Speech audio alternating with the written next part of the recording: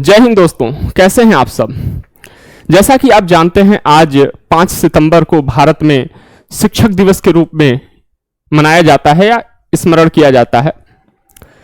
भारत के प्रथम उपराष्ट्रपति और द्वितीय राष्ट्रपति डॉक्टर सर्वपल्ली राधाकृष्णन जी की इच्छा थी कि उनके जन्म तिथि को उनके नाम के साथ न मनाकर उनकी जो व्यवसाय है, जो वो अंतर्मन से थे, जैसा कि वो शिक्षक थे, तो शिक्षक दिवस के रूप में मनाया जाए। तो उसी क्रम में प्रत्येक वर्ष 5 सितंबर को भारत अपने उस महान पूर्वज, अपने उस महान शिक्षक को श्रद्धांजलि देने के लिए, अपने उस महान शिक्षक को याद करने के लिए, नमन करने के लिए इस 5 सितंबर की तिथि को शिक्षक दिवस के रूप में याद करता है। आज जबकि भारत को विश्व गुरु बनाने का स्वप्न हम देखते हैं, तो प्रत्येक शिक्षक और प्रत्येक शिक्षाकर्मी, चाहे वो निजी संस्थानों से जुड़े हों या सरकारी संस्थानों से जुड़े हों, उनके अपने देश के प्रति, अपने देश के उन नौनिहालों के प्रति जिनके कंधे पर आगे आने वाले भारत की बागडोर होगी, भारत का भार होगा, उनके भविष्य के निर्माण के लिए तन, मन और धन से जुटना चाहिए। और भारत को विश्व गुरु बनाने के लिए जो सर्वपल्ली राधाकृष्णन जी की जो लक्ष्य था, जो उनके सिद्धांत हैं, उस मार्ग पे हमें चलना चाहिए। तो सभी शिक्षकों और शिक्षाकर्मियों को अनंत अनंत शुभकामनाएं शिक्षक दिवस की। आज ये बिहार स्पेशल का इतिहास खंड का हम अंतिम श्रृंखला देखेंगे, अंतिम सीरीज देखेंगे। जैसा कि आप जानते हैं, बीपीएससी की परीक्षाएं निकट हैं और आपकी तैयारी को और सुगम करने के लिए यूनिक एग्जाम्स आईएएस संस्था अपने यूट्यूब चैनल पर बीपीएससी के प्रीवियस ईयर के प्रश्नों को विषयवार श्रृंखला के रूप में लेकर आ रहा है। इसी क्रम में इस समय हम बिहार स्पेशल से संबंधित अध्ययन कर रहे हैं। बिहार स्पेशल के क्रम में हम इस समय हिस्ट्री सीरीज का अध्ययन कर रहे हैं। विस्तार से, हम बिल्कुल विस्तार से पढ़ रहे हैं और ये कोशिश कर रहे हैं कि जो भी बीपीएससी में जो भी प्रश्न आए वो इस कक्षा के बाहर न जाए, कक्षा की सीमा से बाहर न जाए। इसके पहले हम भारतीय इतिहास, राज्य व्यवस्था, भारत एवं विश्व के भूगोल, बिहार की जनगणना का भारत की जनगणना के साथ तुलनात्मक अध्ययन हम कर चुके हैं। बहुत अधिक विलंब न करते हुए हम श्रृंखला पे आते हैं। ये बिहार के बारे में हमने आपको सामान्य जानकारी बता दी थी, कौन से जिले किस, उत्तर प्रदेश को कौन से जिले टच करते हैं, नेपाल को कौन से जिले टच करते हैं, सबसे उत्तरी जिला कौन है, सबसे दक्षिणी जिला कौन है, या झारखंड को कौन से जिले टच करते हैं, ये सारा कुछ हमने पढ़ लिया था। हम आगे चलते हैं। सविनय अवज्ञा आंदोलन, ये इसके पहले हमने काफी विस्तार से होम रूल लीग और बिहार में स्वराज दल के गठन की बात देखी थी। बिहार में से संबंधित जो भी प्रमुख ऐतिहासिक घटनाक्रम थे, सविनय अवज्ञा आंदोलन 1930 के पहले तक का हमने विस्तार से देख लिया है। किस तरीके से साइमन कमीशन का विरोध होता है, ठीक है, बिहार में भी उसका विरोध होता है, तो हमने ये विस्तार से देख लिया। आज हम सविनय अवज्ञा आंदोलन से शुरुआत करेंगे। सबसे पहले, जैसा कि आप जानते हैं, चूंकि कोई भी घटना केवल एक निश्चित क्षेत्र को प्रभावित नहीं करती, वो देश के तमाम क्षेत्रों को प्रभावित करती है, भौगोलिक रूप से, आर्थिक रूप से, तमाम आयामों में प्रभावित करती है, सामाजिक रूप से। तो जो भी घटना होगी, पहले हम हल्का सा उसका भारत के संदर्भ में परिप्रेक्ष्य देख लेंगे और उसके बाद हम बिहार के संदर्भ में विस्तार से अध्ययन करेंगे। जैसा कि हम जान रहे हैं, सविनय अवज्ञा आंदोलन 1930 में महात्मा गांधी जी ने सविनय अवज्ञा आंदोलन की जो शुरुआत करी थी, वह अपने साबरमती आश्रम से ये 12 मार्च 1930 को ये डांडी के लिए चलते हैं और डांडी ये 5 अप्रैल को पहुंचते हैं महात्मा गांधी। महात्मा गांधी के डांडी पहुंचने का जो उद्देश्य था, नमक कर का उल्लंघन करना था। क्या था? नमक कर का उल्लंघन करना, ठीक है। तो 5 अप्रैल को महात्मा गांधी डांडी पहुंचकर नमक कर का उल्लंघन करते हैं वर्ष 1930 में। इनके साथ, महात्मा गांधी के साथ उनके 78 अनुयायी भी इस डांडी यात्रा में, ये जो घटनाक्रम हुआ साबरमती से डांडी तक का, इसे डांडी सत्याग्रह, नमक सत्याग्रह या डांडी यात्रा के नाम से भी जाना जाता है। इस क्रम में, इनके इस यात्रा के क्रम में उनके साथ उनके 78 अनुयायियों का एक समूह भी चल रहा था। इन 78 अनुयायियों में, अब बिहार के संदर्भ में हम देखते हैं, इन 78 अनुयायियों में बिहार, जो तत्कालीन बिहार था, उसके केवल एकमात्र प्रतिनिधि शामिल थे इन 78 लोगों में, मतलब 77 + 1, और ये 1 बिहार से थे। बिहार के ये कौन थे? बिहार के ये थे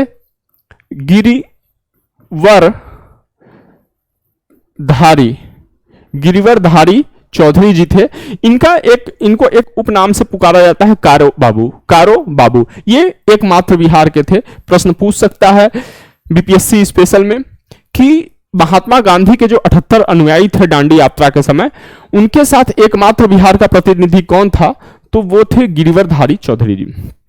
अब देखिए, अब ये 5 अप्रैल को तो गुजरात के दांडी में ये आरंभ हुआ, मतलब देश के विभिन्न हिस्सों में 5 अप्रैल के बाद नमक कर का विरोध होने लगा, ठीक है। तो बिहार में उस क्रम में 15 अप्रैल 1930 को सविनय अवज्ञा आंदोलन आरंभ होता है। सविनय अवज्ञा आंदोलन, प्रश्न पूछेगा कि बिहार में सविनय अवज्ञा आंदोलन कब आरंभ हुआ?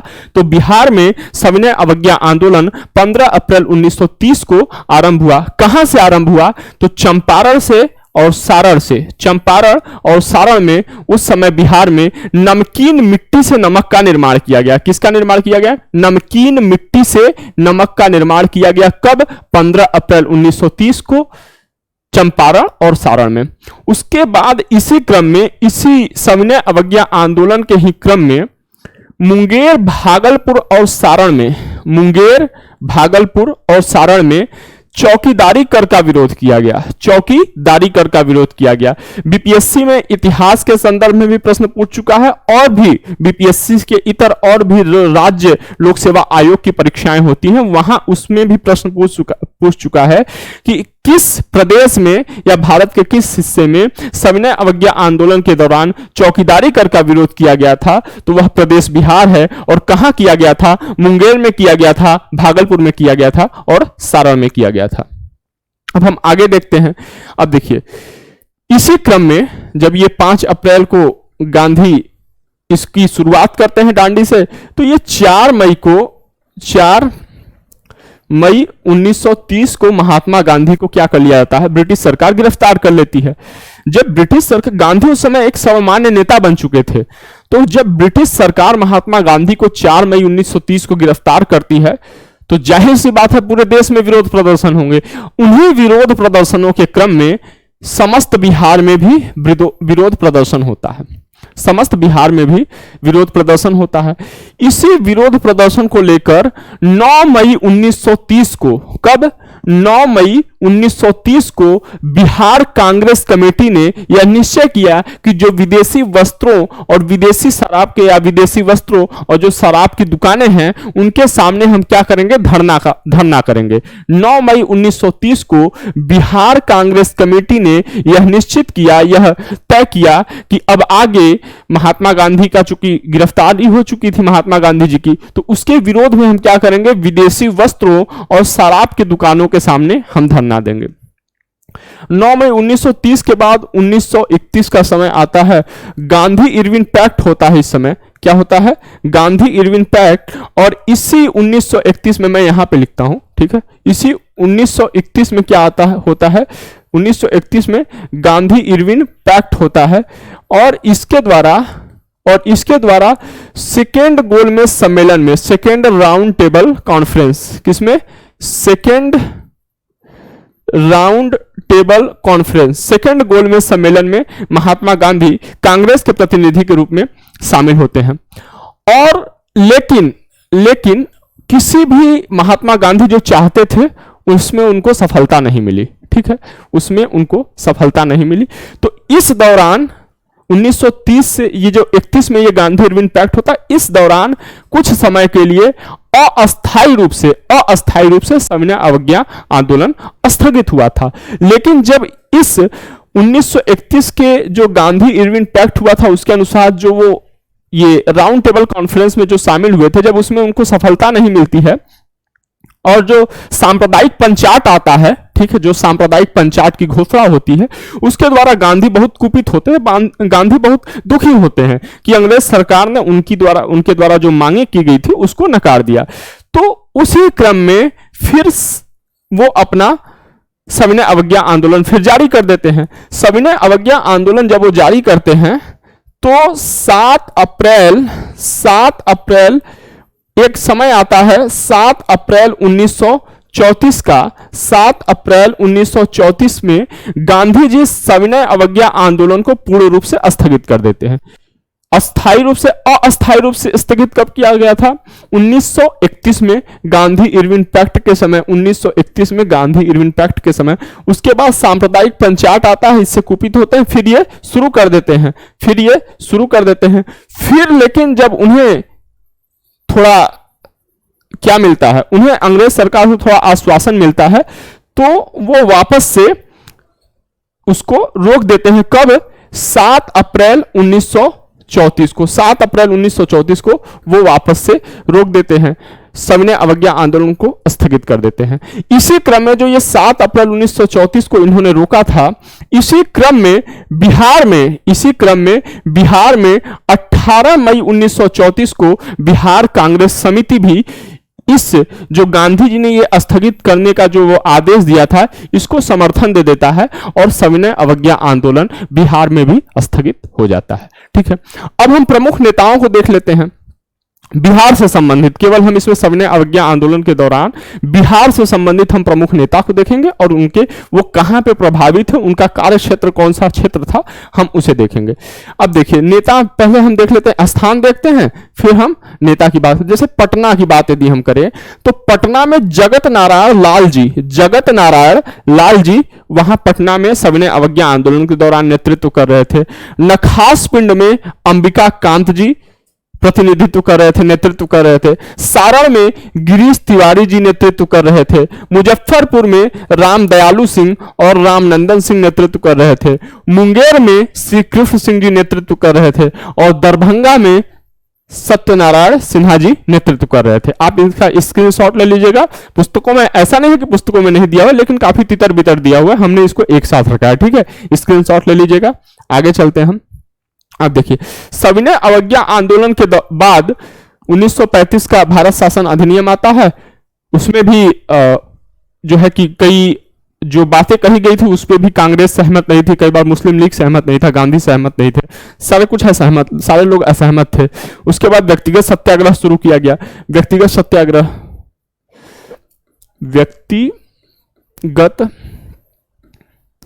सत्याग्रह कब शुरू किया गया था? व्यक्तिगत सत्याग्रह 1940 में शुरू किया गया था। यदि हम व्यक्तिगत सत्याग्रह की बात देखें तो हमने इसके बारे में विस्तार से पढ़ा हुआ है। व्यक्तिगत सत्याग्रह के बाद हम आ जाते हैं भारत छोड़ो आंदोलन पे। भारत छोड़ो आंदोलन 1942। भारत छोड़ो आंदोलन के क्रम में भी हम थोड़ा राष्ट्रीय परिप्रेक्ष्य में इसका अध्ययन करेंगे, फिर उसके बाद हम बिहार के परिप्रेक्ष्य में अध्ययन करेंगे। यहां से बहुत सारे प्रश्न बीपीएससी स्पेशल में के अंतर्गत भी पूछे गए हैं, या हम कह सकते हैं भारतीय इतिहास के अंतर्गत भी पूछे गए हैं। देखिए, भारत छोड़ो आंदोलन का जो आरंभ होता है, ठीक है, वह 8 अगस्त 1942 को होता है। 8 अगस्त 1942 को भारत छोड़ो आंदोलन का आरंभ होता है। इसी 8 अगस्त की मध्य रात्रि, या हम कहें 9 अगस्त की शुरुआत, तो इसको हम कहते हैं 8-9 अगस्त की मध्य रात्रि। ठीक है, मिडनाइट, मध्य रात्रि। ऑपरेशन 0 आवर के तहत जो कांग्रेस के तमाम प्रथम श्रेणी के नेता थे उनको गिरफ्तार कर लिया जाता है। जैसे महात्मा गांधी, कस्तूरबा गांधी, सरोजनी नायडू, ये सब सारे बड़े नेता, जवाहरलाल नेहरू, राजेंद्र प्रसाद जी, सारे बड़े नेता को गिरफ्तार कर लिया जाता है। इनको अलग अलग जेलों में रखा जाता है। 9 अगस्त को जब सुबह होती है, ये रात के 12 बजे ऑपरेशन 0 आवर के तहत सीधे एकदम गिरफ्तार कर लिया गया उनको। और 9 अगस्त की सुबह, 9 अगस्त 1942 की सुबह तक कांग्रेस को गैर कानूनी संगठन घोषित कर दिया जाता है। कांग्रेस को गैर कानूनी संगठन घोषित कर लिया जाता है। अब देखिए, हम बिहार के संदर्भ देखते। इसी 9 अगस्त को डॉक्टर राजेंद्र प्रसाद जी, मथुरा जी, श्री कृष्ण सिंह जी, अनुग्रह नारायण सिन्हा जी, ये लोग भी गिरफ्तार कर लिए जाते हैं। बिहार के ये नेता थे, ये लोग भी बिहार में गिरफ्तार कर लिए जाते हैं, बिहार के नेता।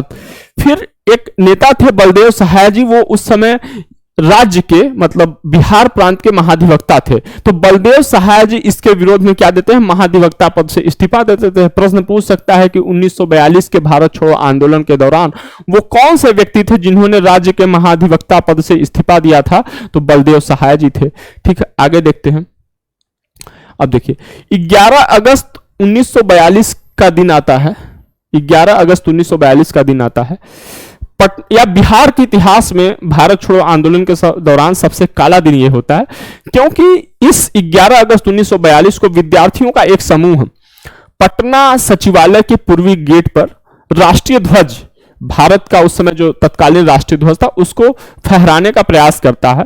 और उस प्रयास में जो तत्कालीन बिहार का जो डीएम था, प्रश्न पूछ सकता है कि उस समय तत्कालीन 1942 के भारत छोड़ो आंदोलन के समय बिहार का तत्कालीन डीएम कौन था, तो डब्ल्यू.जी. आर्चर था। तो इसने क्या किया, उस विद्यार्थियों के निहत्थे विद्यार्थियों के समूह पर इसने पुलिस को गोली चलाने का आदेश दिया और उसी गोलीबारी में 7 विद्यार्थियों की मृत्यु हो जाती है। ये 11 अगस्त 1942 को, ठीक है। इन 7 विद्यार्थियों के बारे में हम देख लेते हैं, प्रश्न पूछा हुआ है, ठीक है। इन विद्यार्थियों को देख लेते हैं और उन विद्यार्थी वो कहां से संबंधित थे, किस क्षेत्र के थे। तो उमाकांत प्रसाद सिन्हा जी, पहले विद्यार्थी उमाकांत प्रसाद सिन्हा जी सारण के थे।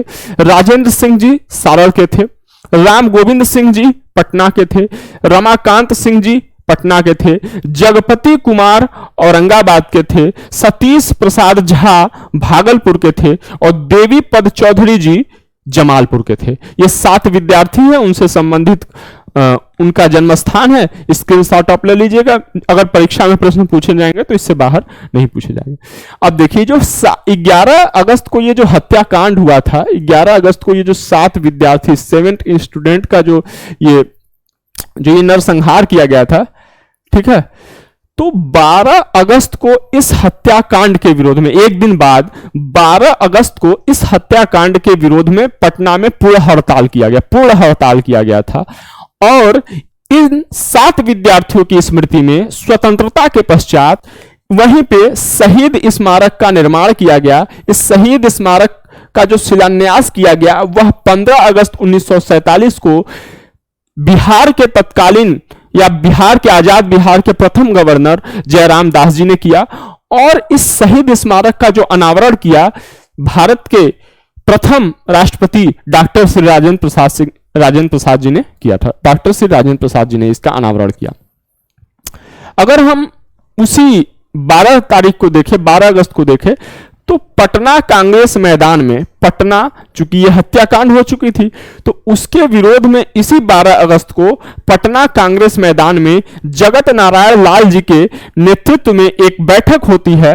और उस बैठक में संचार सेवा ठप करने और सरकारी कार्य रोकने का निर्णय लिया जाता है। किसका? संचार सेवा ठप करने और सरकारी कार्य रोकने का निर्णय लिया जाता है। कब? 12 अगस्त को। किसके नेतृत्व में? जगत नारायण लाल जी के नेतृत्व में। अब देखिए, जो 1942 के दौरान जो प्रमुख घटनाएं बिहार से संबंधित है उनके बारे में आप याद है हम अध्ययन कर। अब हम जयप्रकाश नारायण के बारे में थोड़ा देख लेते हैं। जयप्रकाश नारायण के नेतृत्व में भी जो समाजवादी नेता थे, कांग्रेस के समाजवादी धड़े के नेता थे, उन्होंने भी 1942 के भारत छोड़ो आंदोलन में अपना महत्वपूर्ण भूमिका निभाया। जयप्रकाश नारायण जी को उस दौरान हजारीबाग, बिहार के हजारीबाग जेल में बंद किया गया था, कैद किया गया था। लेकिन वो हजारीबाग जेल से भाग गए और जेल से भागकर वो बिहार नेपाल सीमा पर एक समानांतर सरकार गठित करते हैं। प्रश्न कई बार पूछता है कि पैरेलल गवर्नमेंट जो स्टेब्लिश किए थे उनका क्षेत्र पूछ देता है और उनके नेतृत्व जो नेता थे जिनके नेतृत्व में उनको गठित किया गया था उसे पूछ लेता है। लेकिन समानांतर पुस्तकों में जयप्रकाश नारायण जी के बारे में नहीं दिया होता है, लेकिन हम पढ़ रहे थे चूंकि ये आपको बताने के लिए, तो हमने उसमें देखा तो हमने ये फैक्ट भी ऐड कर लिया। तो जयप्रकाश नारायण जी ने भी समानांतर सरकार का गठन किया। कहां पे किया? बिहार नेपाल सीमा पर। यह केवल बीपीएससी के लिए इंपॉर्टेंट नहीं है बल्कि यह अन्य परीक्षाओं के लिए भी जरूरी तथ्य है। और जब वो जेल से भागे थे, समानांतर सरकार का गठन किया। समानांतर सरकार का गठन करने के बाद ये वहीं पे नेपाल में एक रामविलास जंगल है, रामविलास जंगल में 1943 में इन्होंने एक दल का गठन किया, एक दस्ते का गठन किया, आजाद दस्ता। उसका नाम क्या था? उसका नाम था आजाद दस्ता। आजाद दस्ता की खासियत यह थी कि आजाद दस्ता छापेमार युद्ध प्रणाली पर कार्य करती थी। उनकी जो युद्ध की नीति थी वो छापामार युद्ध नीति थी। अब इस आजाद दस्ते से कौन कौन से नेताओं का संबंध है हम वो देख लेते हैं, उनके नाम देख लेते हैं। जैसे राम मनोहर लोहिया जी हमने अभी देखा, और वह आसफ अली जी संबंधित थी इससे, अच्युत पटवर्धन जी संबंधित थे, योगेंद्र शुक्ल जी संबंधित थे, रामनंदन मिश्र जी संबंधित थे, सूरज नारायण सिंह जी संबंधित थे, सीताराम सिंह जी संबंधित थे, और गंगा शरण जी संबंधित थे। ये रामनंदन मिश्र ये वो व्यक्ति हैं जिन्होंने पटना के 25 विद्यार्थियों को, 25 यंग पीपल्स को, 25 यंग लोगों को इन्होंने नेपाल के रामविलास जंगल में क्या किया था, इस छापामार युद्ध का एक प्रशिक्षण दिया था, सैन्य प्रशिक्षण दिया था। तो किसने दिया था? रामानंदन मिश्र जी ने। कहां के व्यक्ति थे, कहां के लोग थे? तो कहां के नवयुवक थे? तो पटना के नवयुवक थे। कितने लोग थे? 25 लोग थे। रामविलास जंगल में दिया गया था। आगे देख लेते हैं हम।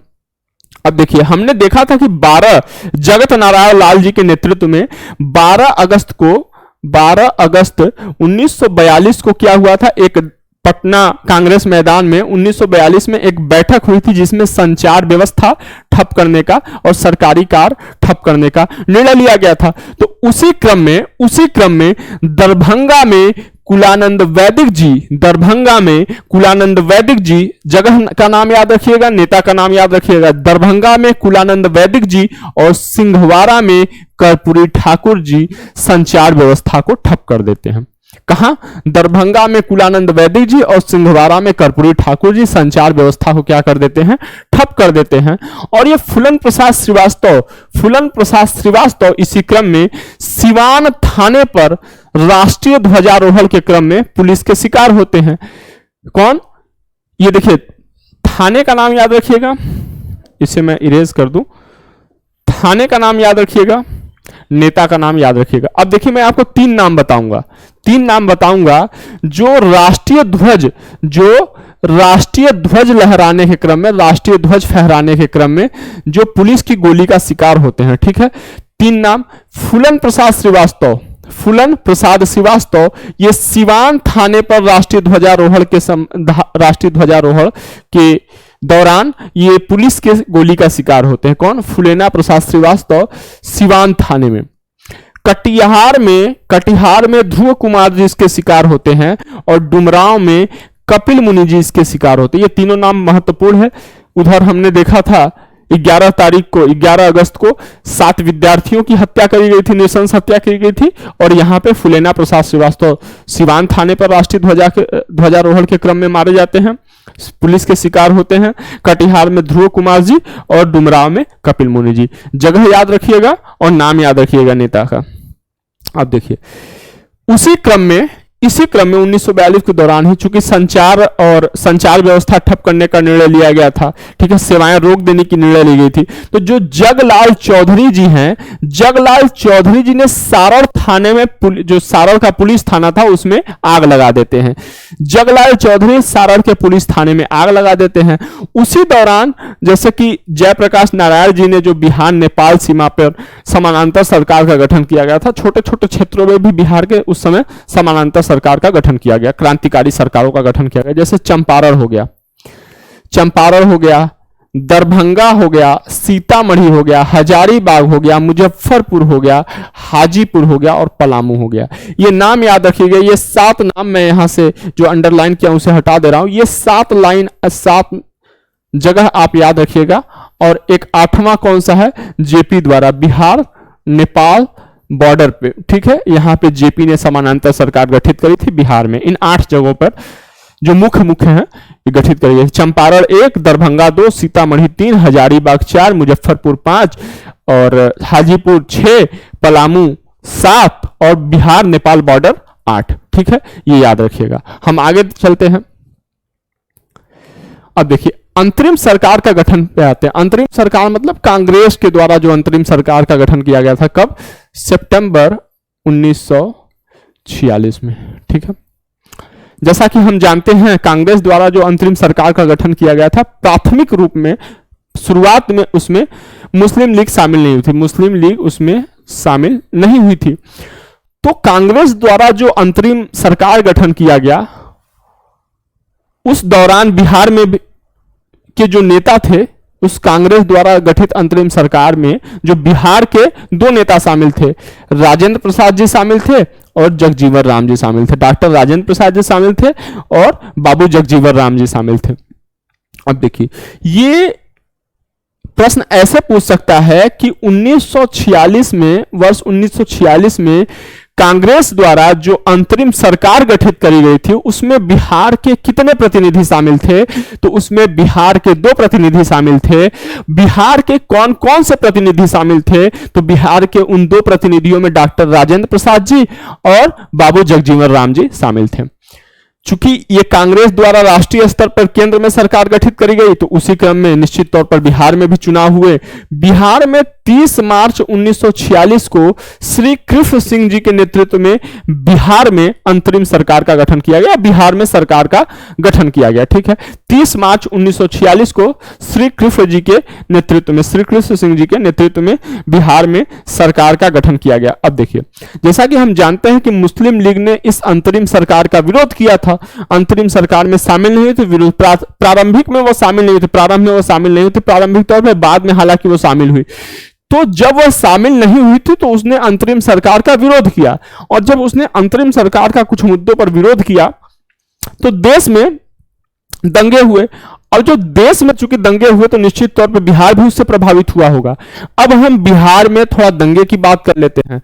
जो आंतरिक बिहार में दंगे की बात अगर मैं करूं तो यहां पे यह ध्यान रखना जरूरी है कि बिहार में यह दंगा ये आंतरिक सरकार के गठन के प्रतिक्रिया स्वरूप हो रहा है, ना कि कोई धर्म किसी धार्मिक विषय पे हो रहा है। ठीक है, ध्यान देने वाली बात यह है। तो आंतरिक सरकार का जो गठन की प्रक्रिया थी उसके संदर्भ में पूरे देश में दंगे हुए, उसके क्रम में बिहार में भी दंगे हुए। देखिए, जब बिहार में जो दंगा हुआ वो मुख्यतः छपरा, बांका, जहानाबाद और मुंगेर में प्रभावित रहा, यहां पे अधिक रहा। और भी हिस्से में हुए, छोटी छोटी जो है छोटे छोटे जगहों पे भी हल्के फुल्के दंगों का प्रभाव देखा जा सकता है, लेकिन छपरा, बांका, जहानाबाद और मुंगेर ये दंगों से अधिक प्रभावित क्षेत्र है।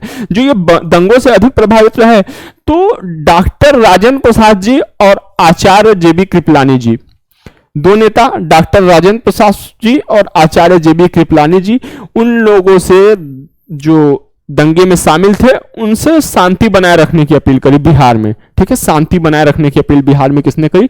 राजेंद्र प्रसाद जी और आचार्य कृपलानी जी ने। आप देखिए, जवाहरलाल नेहरू ने जब इनकी शांति अपील का जब प्रभाव नहीं पड़ा तो जवाहरलाल नेहरू ने दंगे से प्रभावित बिहार में उन्होंने बिहार दौरा किया। किसने किया था? जवाहरलाल नेहरू ने। ठीक है, तत्कालीन अंतरिम सरकार के मुखिया के तौर पर जवाहरलाल नेहरू बिहार आए थे, बिहार दौरा किया था। अब देखिए, चूंकि उनके बिहार आने पर भी कोई प्रभाव नहीं पड़ा, कोई असर नहीं पड़ा, तो 6 नवंबर 1946 को, तिथि याद रखिएगा, 6 नवंबर 1946 को गांधी जी ने बिहार के नाम पर देश में शांति, देश में एकता स्थापित, देश में सौहार्द स्थापित करने के नाम पर बिहार के नाम एक खुला पत्र लिखा। तिथि याद रखिएगा, व्यक्ति का नाम याद रखिएगा। प्रश्न पूछ सकता है कि दंगों के दौरान किस व्यक्ति ने 6 नवंबर 1946 को बिहार के नाम एक खुला पत्र लिखा था? तो व्यक्ति थे गांधी जी। तिथि भी याद रखिएगा, कभी तिथि भी पूछ सकता। इनके इस पत्र के परिणाम स्वरूप भी कोई मतलब एका की स्थापना नहीं हुई, धार्मिक सौहार्द बिगड़ रहा था धीरे धीरे। ठीक है, तो इसके बाद 5 मार्च 1947 को अंततः गांधी जी थक हारकर गांधी स्वयं बिहार आते हैं। ठीक है, स्वयं बिहार आते हैं। तो 5 मार्च 1947 की तिथि याद रखिएगा, ये बिहार आते हैं कि इसलिए दंगे को रुकवाने के लिए। अब देखिए, अगर हम बात करें स्वतंत्रता की, तो स्वतंत्रता के बाद यहां तक ये जो अंतरिम सरकार के गठन के दौरान ये जो घटनाएं हो रही थी यहां तक महत्वपूर्ण है। उसके बाद कोई बहुत खास महत्वपूर्ण चीज नहीं है बीपीएससी स्पेशल के दृष्टिकोण से, बिहार स्पेशल के दृष्टिकोण से।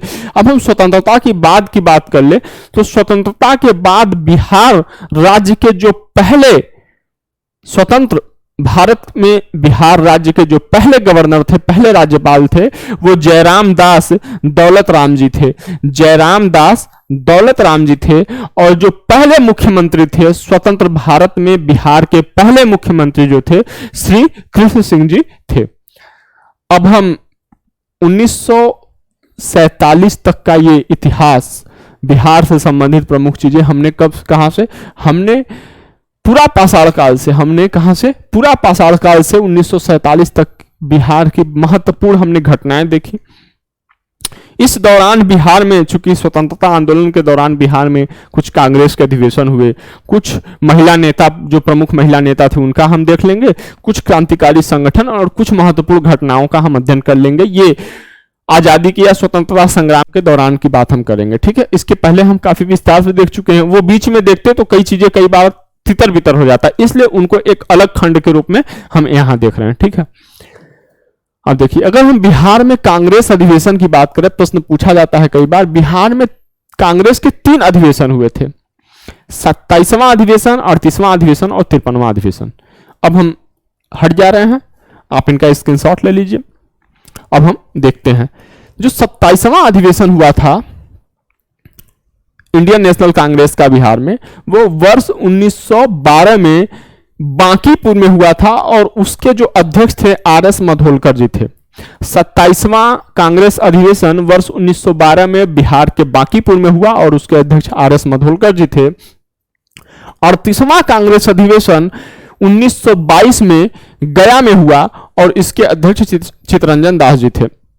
इसी गया अधिवेशन में जो विधायिका में प्रवेश और विधायिका में बहिष्कार के मुद्दे पे जो असहयोग आंदोलन के दौरान जो ये लक्ष्य घोषित किया गया था कि हम सरकारी संस्थाओं का विरोध करेंगे, उस दौरान शिक्षा संस्थाओं का विरोध हुआ, न्यायपालिका का विरोध हुआ, विधायिका का विरोध हुआ। तो चूंकि उस समय तक तो ये गांधी जी ये ले चुके थे, वापस ले चुके थे असहयोग आंदोलन, तो उसी क्रम में जब ये 38वां कांग्रेस अधिवेशन 1922 में गया में होता है, तो चित्तरंजन दास जी के नेतृत्व में ये होता है और कुछ प्रमुख नेता जो जैसे चित्तरंजन दास जी, मोतीलाल नेहरू जी, ऐसे जो प्रमुख नेता थे, ये बोल रहे थे कि अब चूंकि असहयोग आंदोलन वापस लिया जा चुका है, इसलिए हमें विधायिका में प्रवेश करना चाहिए। लेकिन कुछ ऐसे नेता थे कांग्रेस के, तत्कालीन ऐसे नेता थे जो कहते थे भले ही असहयोग आंदोलन घोषित रूप से समाप्त हो गया, लेकिन हमें अभी भी अघोषित रूप से ब्रिटिश भारतीय सरकार के किसी भी संस्था में भाग नहीं लेना चाहिए, अतः हमें विधायिका में प्रवेश नहीं करना चाहिए। तो इसी मुद्दे पर यहां पे कांग्रेस से एक स्वराज दल का निर्माण होता है कांग्रेस के अंतर्गत। उसका निर्माण 1 जनवरी 1923 को होता है, ठीक है। हम इतिहास का अध्ययन करते समय इसको काफी विस्तार से पढ़ चुके। फिर आगे आते हैं 53वां कांग्रेस अधिवेशन 1940 में रामगढ़ में होता है, बिहार के रामगढ़ में। हालांकि अभी ये रामगढ़ झारखंड में स्थित है, लेकिन तत्कालीन बिहार के रामगढ़ में होता है और उसके जो अध्यक्ष थे अबुल कलाम आजाद जी थे। हम कांग्रेस के अध्यक्षों से प्रथम मुस्लिम अध्यक्ष, सबसे लंबे समय तक रहने वाला अध्यक्ष, सबसे युवा अध्यक्ष, सबसे युवा मुस्लिम अध्यक्ष, महिला अध्यक्ष कांग्रेस की, महिला अध्यक्ष कांग्रेस के, अंग्रेज अध्यक्ष, हमने तमाम प्रथम कांग्रेस के प्रथम मुस्लिम अध्यक्ष, प्रथम अंग्रेज अध्यक्ष, प्रथम पारसी अध्यक्ष, प्रथम हिंदू अध्यक्ष, हमने विस्तार से इसका अध्ययन किया हुआ। आप बीपीएससी हिस्ट्री की श्रृंखला में आप जाइए, आपको वहां पे वो जरूर मिलेगा, ठीक है। तो इसके अध्यक्ष अबुल कलाम जी थे। अब हम आगे आते हैं बिहार में क्रांतिकारी संगठन और प्रमुख घटनाएं। बिहार के यदि हम क्रांतिकारी संगठनों की बात करें तो उसमें सबसे पहले जो संगठन आता है वो है सियाराम दल। सियाराम दल का जो नेतृत्व किया वो सियाराम सिंह जी ने किया। सियाराम दल का नेतृत्व सियाराम सिंह जी ने किया और इनका जो प्रमुख कार्य था, इनके 4 कार्य थे, 4 प्रमुख कार्य थे। पहला, धन संचय करना, शस्त्र संचय करना, शस्त्र संचालन का प्रशिक्षण देना और एक जन संगठन का निर्माण करना। धन संचय, शस्त्र संचालन का प्रशिक्षण देना और एक जन संगठन का निर्माण करना। आगे आते हैं हम, आगे है रामकृष्ण सोसाइटी। रामकृष्ण सोसाइटी, इस रामकृष्ण सोसाइटी की स्थापना 3 लोगों ने, ज्ञानेंद्र नाथ जी, केदारनाथ बनर्जी जी और बाला ठाकुर दास जी ने इस रामकृष्ण सोसाइटी की स्थापना 1906-1907 में करी थी। किसने करी थी? 1906-1907 में ज्ञानेंद्र नाथ जी, केदारनाथ बनर्जी जी, बाला ठाकुर दास जी ने रामकृष्ण सोसाइटी की स्थापना करी थी। 1908 में एक घटनाक्रम होता है बिहार में। तत्कालीन बिहार के मुजफ्फरपुर में एक जिला जज था किंग्सफोर्ड की हत्या का प्रयास 1908 में खुदीराम बोस और प्रफुल्लित चंद्र चाकी करते हैं। हालांकि वो हत्या करना चाहते थे किंग्सफोर्ड की, लेकिन इस हत्या के प्रयास के क्रम में उनसे गलती हो गई और गलतीवश जो उस जिला कोर्ट के, मुजफ्फरपुर जिला कोर्ट के एक वकील थे प्रिंसले कैनेडी, उनका पूरा नाम था, पुस्तकों में कैनेडी दिया हुआ है लेकिन उनका पूरा नाम था प्रिंसले कैनेडी। तो प्रिंसले कैनेडी की पत्नी और बेटी की हत्या हो जाती है गलती से। वो हत्या करना चाहते थे किंग्सफोर्ड की। तो इस हत्या के जुर्म में, इस हत्या के कारण खुदीराम बोस जी को फांसी पर लटका दिया जाता है और प्रफुल्ल चंद्र चाकी ये आत्महत्या कर लेते हैं। 1908 की घटना है। प्रफुल्ल चंद्र चाकी आत्महत्या कर लेते हैं, सुसाइड कर लेते हैं और खुदीराम बोस जी को फांसी पर लटकाया जाता है। ठीक है, आगे देख लेते हैं। अनुशीलन समिति की बात करते हैं। देखिए, अनुशीलन समिति मुख्यतः जब स्थापित किया गया था तो अनुशीलन समिति से संबंधित कई नेता हैं। अनुशीलन समिति की स्थापना मूल रूप से वर्ष 1902 में एक अखाड़े के रूप में करी गई थी। एक अखाड़े के रूप में करी गई थी। इसकी कई शाखाएं थी, जैसे पटना शाखा हो गई, ढाका शाखा हो गई, इसकी कई शाखाएं थी। तो हम पटना, चूंकि बिहार के संदर्भ में हम बात कर रहे थे, अनुशीलन समिति की पटना शाखा का स्थापना वर्ष 1913 में किया गया था। अनुशीलन से प्रश्न पूछ सकता है कि आपसे कि अनुशीलन समिति या पटना अनुशीलन समिति दे सकता है। तो पटना अनुशीलन समिति की स्थापना कब किया गया? वर्ष 1913 में किया गया। किसने किया? तो सचिंद्र सान्याल ने किया। किसने किया? सचिंद्र सान्याल ने किया। अब सचिंद्र सान्याल से संबंधित हम दो तथ्य और देख लेते हैं। परीक्षाओं में कई बार पूछता है कि गांधी के राजनीतिक गुरु कौन थे, तो जिन्ना के राजनीतिक गुरु कौन थे, ये सब। तो कई आपसे पूछ सकता है कि चंद्रशेखर आजाद के गुरु कौन थे और भगत सिंह के गुरु कौन थे। तो यही सचिंद्रनाथ सान्याल जी चंद्रशेखर आजाद के गुरु थे और भगत सिंह के गुरु थे। अब हम पटना अनुशीलन समिति के बारे में देख लेते हैं। पटना अनुशीलन समिति की स्थापना भले सचिंद्रनाथ सान्याल ने करी थी, लेकिन इस संगठन पटना अनुशीलन समिति की जो संचालन की जिम्मेदारी थी ये बंकिम चंद्र मित्र जी पर थी। बंकिम चंद्र मित्र जी पर थी और बंकिम चंद्र मित्र जी ने एक अलग संगठन का भी निर्माण किया था। अनुशीलन समिति से अलग भी एक संगठन का निर्माण किया था। उसका नाम क्या था? Hindu boys association. ध्यान रखिएगा, जिम्मेदारी किसकी थी? स्थापना किया था सचिंद्रनाथ सान्याल जी ने, जिम्मेदारी थी बंकिम चंद्र मित्र जी की। और बंकिम चंद्र मित्र जी पटना अनुशीलन समिति के इतर एक और संस्था का निर्माण किया था जिसका नाम था हिंदू बॉयज एसोसिएशन। हम आगे चलते हैं। अब स्वतंत्रता आंदोलन के दौरान बिहार की कुछ महिला नेताओं के बारे में हम देख लेते हैं। चूंकि जैसा कि हम जानते हैं कि वर्ष 1917 में जब गांधी का बिहार आगमन हुआ तो उसके पश्चात महिलाओं की भागीदारी राष्ट्रीय पटल पर उभर कर सामने आई। हालांकि ऐसा नहीं है कि उसके पहले महिलाओं की भागीदारी नहीं थी, लेकिन महिलाओं की भागीदारी तितर बितर थी या एक इतनी नहीं थी कि वो राष्ट्रीय पटल पर उसको देखा जा सके। ठीक है, लेकिन 1917 में जब गांधी बिहार आते हैं तो उसके बाद महिलाओं की भागीदारी राष्ट्रीय पटल पर निखर के सामने आती है।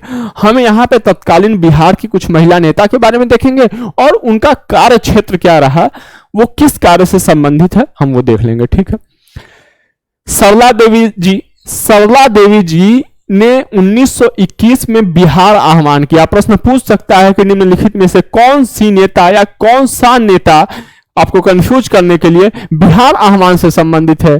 3-4 नाम दिए रहेंगे और 5वां ऑप्शन जैसा कि बिहार देता है कि उपरोक्त में से कोई नहीं या उपरोक्त में से एक से अधिक, ये दिया रहेगा आपको कंफ्यूज करने के लिए। तो उसमें आपको सही उत्तर का चुनाव करना है सरला देवी जी। सावित्री देवी जी की यदि हम बात करें तो जब प्रिंस ऑफ वेल्स का भारत आगमन हो रहा था तो भारत आगमन के दौरान जो प्रिंस ऑफ वेल्स के सम्मान में जो समारोह आयोजित किए जाने थे तो सावित्री देवी जी ने उन समारोहों का बहिष्कार किया था। किसने किया था समारोहों का बहिष्कार? सावित्री देवी जी ने। अब देखिए, हम गौरी दास जी और उर्मिला देवी के बारे में बात कर ले। गौरी दास जी और उर्मिला देवी जी के बारे में बात करें तो ये दोनों महिलाएं चरखा और स्वदेशी वस्तुओं के प्रचार से संबंधित थी। चरखा और स्वदेशी वस्तुओं के प्रचार से संबंधित थी। अगर हम आगे देखें तो शैलबाला राय जी, सरस्वती देवी जी और साधना देवी जी की बात करें तो ये तीनों महिलाएं नमक कानून तोड़ने के लिए प्रबल रूप से ये इनका इसमें भूमिका रही, इसमें इनकी अत्यधिक भूमिका रही। काफी मतलब एक्शनेबल भूमिका इनकी रही। ठीक है, शैल बाला राय जी, सरस्वती देवी जी और साधना देवी जी नमक कानून तोड़ने से संबंधित है। ऐसा नहीं है कि और लोग नमक कानून तोड़ने से संबंधित हैं, लेकिन इनकी भूमिकाएं काफी सक्रिय रही। विंध्यवासिनी देवी जी की यदि हम बात करें, विंध्यवासिनी देवी जी जो विदेशी वस्त्र थे, जो विदेशी वस्त्र के दुकान थे, उनके सामने इन्होंने धरना प्रदर्शन का नेतृत्व किया था। किसने? विंध्यवासिनी देवी जी विदेशी वस्त्रों के दुकानों के सामने धरने प्रदर्शन का इन्होंने नेतृत्व किया था। अगर हम चंद्रावती देवी जी की बात करें तो चंद्रावती देवी जी ने चंद्रावती देवी चौकीदारी कर विरोध से संबंधित है। चौकीदारी कर विरोध से संबंधित सविनय अवज्ञा आंदोलन के दौरान पूरे देश में जो विरोध प्रदर्शन हुए थे या जो आंदोलन हुआ था, उसमें मात्र केवल एक बिहार ऐसा क्षेत्र था, बिहार ऐसा प्रांत था जहां पे चौकीदारी कर का विरोध किया गया था। तो चौकीदारी कर का विरोध करने वाली जो महिला नेता है वो चंद्रावती देवी जी हैं। तत्कालीन बिहार में एक चरखा समिति थी, तो उस चरखा समिति की सदस्याओं ने, जो सदस्या थी, उस चरखा समिति की सदस्या भारत छोड़ो आंदोलन के दौरान अपनी महत्वपूर्ण भूमिकाओं का निर्वहन किया। अपनी महत्वपूर्ण भूमिकाओं का निर्वहन चरखा समिति की सदस्याओं ने भारत छोड़ो आंदोलन के दौरान किया। आज भारतीय इतिहास की बीपीएससी से संबंधित बिहार स्पेशल की यह श्रृंखला यहीं पे समाप्त होती है। जैसा कि आप जानते हैं शिक्षक दिवस है आज, तो निश्चित तौर पर इस दिन शिक्षकों को एक नए उत्साह और नए प्रण के साथ, एक रोड मैप के साथ आगे बढ़ना चाहिए, जिससे वो विश्व में भारत को विश्व गुरु के रूप में स्थापित कर सके। उसको स्थापना में अपना जो भी युक्त योगदान हो उसे दे सके। तो आज बीपीएससी स्पेशल हिस्ट्री सीरीज की श्रृंखला यहीं पे समाप्त होती है। इसके बाद हम शीघ्र ही या आज शाम तक या कल हम बिहार करंट अफेयर और राष्ट्रीय करंट अफेयर, अंतरराष्ट्रीय करंट अफेयर लेकर आएंगे। और इसके सबसे खास बात यह है इस श्रृंखला की करंट अफेयर में कि इसकी शुरुआत हम वर्ष 2022 की परीक्षाओं में, जो भी विभिन्न हिस्सों में, देश के विभिन्न हिस्सों में जो परीक्षाएं हुई हैं या जो बिहार में परीक्षाएं हुई, उनसे संबंधित, उनमें शामिल जो करंट अफेयर के प्रश्न हैं उससे करेंगे। तो कई बार ऐसा होता है कि प्रीवियस ईयर के प्रश्नों से या परीक्षाएं जो पहले हुई होती हैं परीक्षाएं, कई बार आयोग उनसे प्रश्न उठा लेता है, तो इससे हमें वो लाभ मिलेगा। और हम ये भी देखेंगे कि किस तरीके से करंट अफेयर का क्वेश्चन पूछे जा रहे हैं परीक्षाओं में, तो हमें वो लाभ भी मिलेगा। तो आपको ये श्रृंखला कैसी लग रही है आप हमें सूचित करें। यदि आपको श्रृंखला अच्छी लग रही हो तो आप अपने दोस्तों तक इसे पहुंचाएं, जिससे उन्हें भी लाभ मिल सके। और आप अपनी प्रतिक्रिया, अपने रिएक्शंस आप हमें कमेंट बॉक्स में दीजिए, हम उस पर निश्चित तौर पर रिस्पॉन्स करेंगे। आपकी तैयारी अच्छी हो, 67th बीपीएससी की प्रारंभिक परीक्षा में आप सफल हो, आप मुख्य परीक्षा लिखें, आप अंतिम तौर पे आपका चयन हो, इसके लिए यूनिक एग्जाम्स IAS संस्था अपनी शुभकामनाएं प्रेषित करता हो। आपकी पढ़ाई अच्छे से चलती रहे। जय हिंद, जय भारत।